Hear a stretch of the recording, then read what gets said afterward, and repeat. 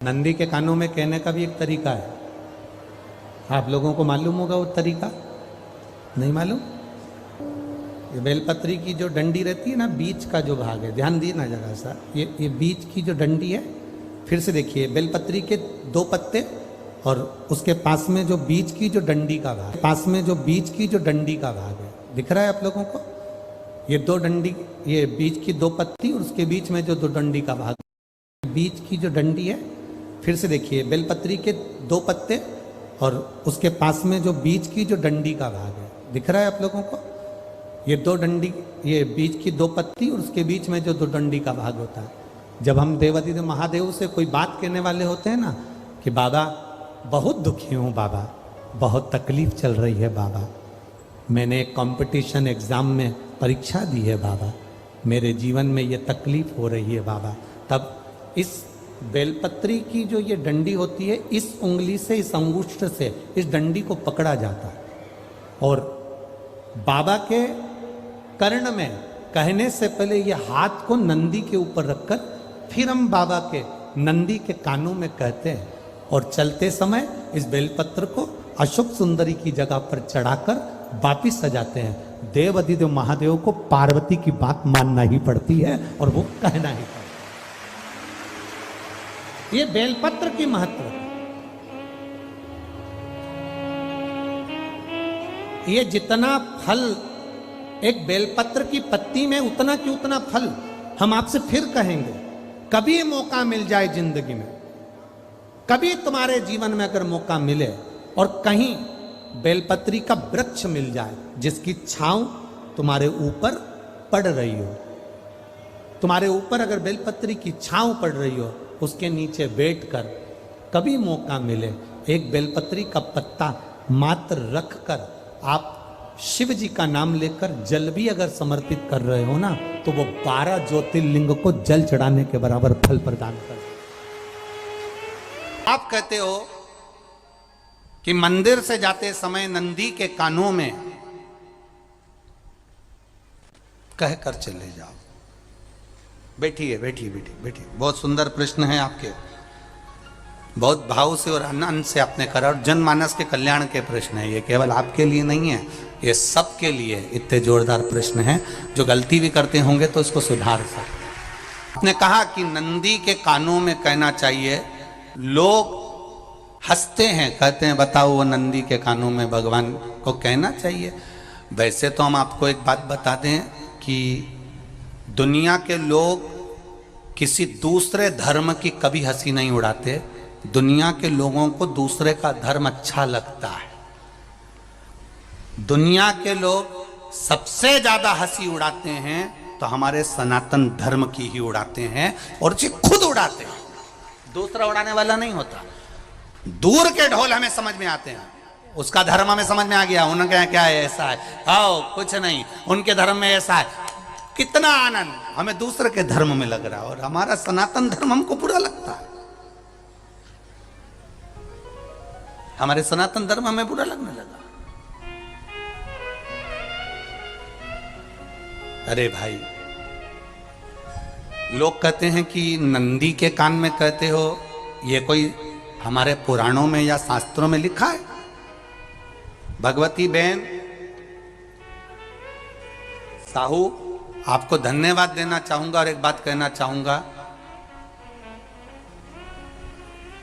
जितनी भी शिव महापुराण के अंतर्गत चाहे उपाय जो बताए जाते हैं कि बेलपत्री ऐसे चढ़ाना, काली मिर्च ऐसे चढ़ाना, चावल ऐसे चढ़ाना, धतूरा का क्या महत्व है, शमी के पत्ते का क्या महत्व है, बेलपत्री के पत्ते का क्या महत्व है, ये जितनी भी बातें बताई जाती हैं ये सब पुराण के अंतर्गत से बताई जाती है।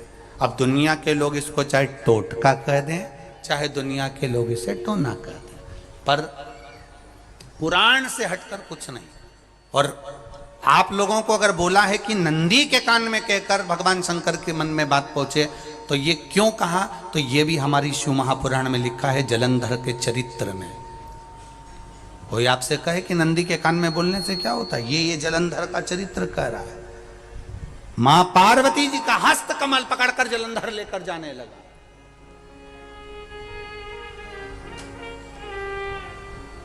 वृंदा का पति लेकर जा रहा। वृंदा तो भगवान की भक्ति में लीन रहती थी, उसको तो जलंधर को सबसे ज्यादा तकलीफ थी नारायण से, पर शिव के पास आ गया क्योंकि ईर्षा प्रवृत्ति। अभी कथा में कहा कोई कोई ऐसा होता है जिसको तुमसे बेर नहीं होता तो भी अंदर से ईर्षा जाग जाती है। कोई कोई ऐसा होगा जिसको अंदर से ईर्षा जागती है, अपने आप अंदर से ईर्षा जागती है, उसका कोई बेर नहीं, और ईर्षा जाग गई, भीतर से ईर्षा जाग। ना आप उससे मिले हो, ना कभी वो आप उसके सामने बैठे हो। कई लोग किसी ना किसी की बुराई करते हैं तो हम लोग पूछ भी लेते हैं, क्यों साहब उनसे मिलकर आए हो क्या तुम? कभी नहीं मिल किया है, कभी उनका सामना हुआ नहीं हुआ, तो फिर बुराई क्यों कर रहा? एक ने कर दी थी इसलिए हमारे ध्यान में था तो हमने भी कर दी। लो, वो कुआं में डूब के मरेगा तो तू भी मरेगा का? नहीं। नंदी सामने बैठा है, गणेश जी को मालूम पड़ गया, कार्तिकेय को मालूम पड़ गया, मां पार्वती जी का हस्त कमल जलंधर ने पकड़ लिया और लेकर चला, तब नहीं रहा गया। गणेश जी को क्रोध आ गया और गणेश जी महाराज आए, शिव जी को जगाने लगे। पिताजी पिताजी पिताजी कर कर जगाया, उठो पिताजी, पिताजी उठिए, पिताजी जागिए, पिता को जगा रहे हैं। भगवान शंकर नहीं उठे, तप में लीन थे। क्या करें हम? जलंधर के पास में इतना बल है, इतना बल है, और पिता की आज्ञा नहीं होगी तो हम कैसे मार देंगे इसको? मारने को तो हम मार दें। मां ने आज्ञा करी थी कि जलंधर उसको तारकासुर को मार दो, तो कार्तिकेय ने तारकासुर को मार दिया। शिव जी की आज्ञा नहीं तो हम इसको कैसे मारें? क्या करें? सब कुछ गणेश जी ने देख लिया, शंकर जी के ऊपर बहुत बहुत बहुत बहुत प्रार्थना कर कर देख ली, पर शंकर जी नहीं जागे। तब आखिरी में विनायक ने, गणेश ने, जितने लोग आस्था चैनल पर कथा सुन रहे हैं, जितने लोग फेसबुक यूट्यूब पर कथा सुन रहे हैं, इस बात को याद रखना कि नंदी के कान में कहने से क्या होता है वो ये इस कथा से सीख लेना। आखिरी में गणेश जी को लगा किसको कहूँ, शंकर जी भी तप में हैं, नंदी भी तप में हैं, मैं किसको कहूँ? शिव जी को कह के कर थक गया, पिताजी को बोल बोल कर थक गया, पिताजी जागते नहीं। अब मैं किसको कहूं ये बात, किससे कहूं? विनायक गए सीधे अब नंदी के पास में। नंदी भी तप में लीन थे, शंकर जी की ओर मुख था, शंकर जी की ओर मुख था। गए और जाकर तुरंत विनायक ने नंदी के कानों में जाकर कहा, नंदीश्वर, मैया का हाथ पकड़कर जलंधर लेकर जा रहा है, पिताजी तप में लीन है, कृपा करिए ना। बस केवल नंदी के कान में कहा, गणेश जी दूर हट गए। नंदी के कान में कहा, शंकर जी के नेत्र खुल गए, शिव जी के नेत्र खुले। ध्यान देना जरा, इस शिव महापुराण की, आशुतोष शिव महापुराण की कथा, जो कथा यहां कही जा रही है, यह कथा पहले के चरित्रों में सुनने को नहीं मिली होगी। जरा ध्यान देना इस संवाद पर, जितने लोग आस्था चैनल पर, जितने फेसबुक यूट्यूब पर सुन रहे हैं। सनातन धर्म की हंसी उड़ाने वाले कह देते हैं नंदी के कान में कहने से क्या होता है, नंदी के सामने जाकर बोलने से क्या होता है, नंदी के पास बैठकर बोलने से क्या होता है, नंदी के पास बैठकर शंकर जी का मात्र दीदार करने से क्या होता है, दर्शन करने से क्या होता है। वो अच्छे से समझ लेना, जो लोग सनातन धर्म पर उंगलियां उठाते हैं, वो अच्छे से समझ लें इस बात को। क्या होता है?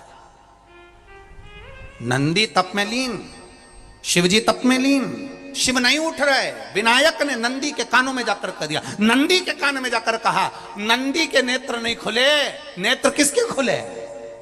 जम के बोलो, महादेव के खुले हैं, शिव जी के खुले हैं। ये मन का तार। नंदी शंकर की आराधना कर रहे थे, शिव अपनी भक्ति में डूबे थे। यहां कहा यहां पहुंचा, जो दिल में था उस तक बात पहुंच गई। नंदी के दिल में शिव थे, तुम कहे नंदी ने शंकर तक बात पहुंचा दी। वो सूत्र जो बंधा था दिल से दिल तक का, वो पहुंच गया। वो सूत्र जो दिल से दिल तक बंधा हुआ था, मन से बंधा हुआ था, खबर वहां तक पहुंच गई, खबर पहुंच गई। लुटाइए, ये मौका मिला है आनंद का, दिल से प्रेम लुटाओ। नंदी से कहा, नंदी ने देवादिदेव महादेव से नहीं कहा। केवल नंदी आंख बंद कर बैठे थे, कहते सही भगवान गणेश के शब्द शिव जी तक पहुंच गए।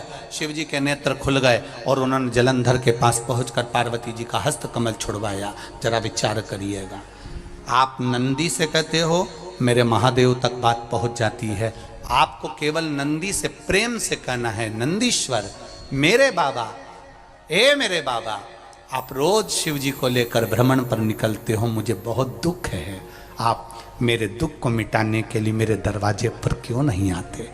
नंदीश्वर से कहा, शिव जी तक बात पहुंच जाएगी, शंकर के नेत्र आपके लिए खुल जाएंगे और महादेव आपके यहां खड़ा मिलेगा, मेरा महादेव आपके पास में खड़ा मिलेगा। आशुतोष महापुराण की कथा कहती है, लोग कहते हैं नंदी को कहने से क्या होता है, ये शिव पुराण कह रही है, कहा वहां तक पहुंचा, दिल से दिल का कंटेक्ट। हम कई बार कहे आपको, आप लोगों ने सुना होगा शिव महापुराण में कि बहुत दुख हो जिंदगी का, बहुत दुख तकलीफ, जैसे वो बहन ने लिखा, मेरे कर्जे में लदालूम हो गई, तकलीफ बढ़ गई, शरीर का रोग था, 15-20 साल हो गए, आराम नहीं, बेटे भी व्यसन में डूबने लगे, क्योंकि कर्जा बढ़ गया, टेंशन में रहेगा आदमी तो गलत संगत की ओर चला जाता, व्यसन में आदमी पड़ने लगा केवल टेंशन के चक्कर में। और आखिरी में हुआ क्या, शिव तत्व को जाना। आपसे भी निवेदन है, जब दुख की घड़ी अपार हो, समस्या बड़ी हो, बहुत तकलीफ हो, बहुत कष्ट हो, एक लोटा जल जब महादेव को चढ़ाने के लिए जाओ, चढ़ाकर 2 क्षण मंदिर के अंदर नंदी के पास 2 क्षण बैठकर मेरे महादेव को निहारना, अपने दिल की बात उसके पास में बैठकर नहीं भी कहोगे ना, तो नंदी के पास मात्र बैठ भी गए, उस नंदीश्वर के पास मात्र बैठ गए, तो वो तुम्हारे दिल की बात समझ जाएगा। तकलीफ बढ़ गई ना, कोई बात नहीं, दवाई खाओ, डॉक्टर को दिखाओ, पर एक बार उस जल को शिव जी पे चढ़ाओ, चढ़ाकर जल लेकर जब घर जा रहे हो, 2 क्षण मेरे नंदीश्वर के पास में बैठ जाओ, नी भी कुछ कहना है मत कहो, एक बार उसके करीब में बैठकर दिल से मन से मेरे महादेव से जो कहना चाहती हो बस मन में भी धर लिया, तो मेरे नंदी ने सुनकर वो महादेव से कह दिया, दुनिया का सबसे ज्यादा तप करने वाला, समाधि में लगने वाला, साधना करने वाला, व्रत करने वाला, उपवास करने वाला, तप साधना में लीन होने वाला कोई है तो वो नंदीश्वर है, जो शिव जी के सामने बैठकर उनके सामने हमेशा सामने मुख कर कर तप में लीन रहे। कितने